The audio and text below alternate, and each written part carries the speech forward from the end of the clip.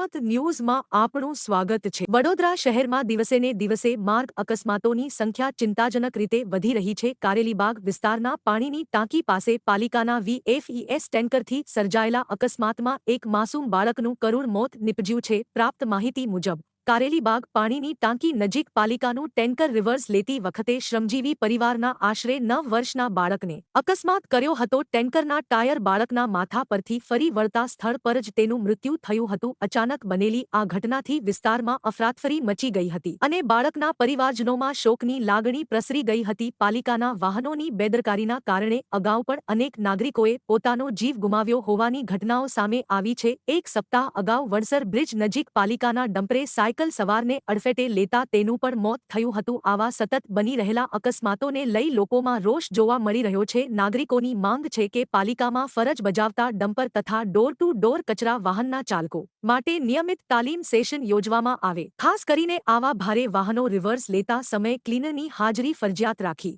તેને નીચે ઉતારી જમીનની સ્થિતિ અને આસપાસના લોકોનું ધ્યાન રાખવામાં આવે તો આવા અકસ્માતોને અટકાવી શકાય। હવે પ્રશ્ન એ છે કે વારંવાર બની રહેલી આ દુર્ઘટનાઓ બાદ પણ તંત્ર ક્યારે ગંભીર બનશે? નિર્દોષ નાગરિકોના જીવ બચાવવા માટે ટ્રાફિક પોલીસ પાલિકા દ્વારા તાત્કાલિક અને કડક પગલાં લેવામાં આવે તેવી માંગ ઉઠી રહી છે। આનામાં છે ને કારેલીબાગ પાણીના ટાંકીના ત્યાં એક VFX નું ટેન્કર હતું। એ ટેન્કરે નાના છોકરાની જાન લઈ લીધી છે અને બહુ નાનો છોકરો હતો પેલો, એટલે મેક્સિમમ 9 યર્સ 9 વર્ષ જેટલાનો હતો પેલો છોકરો।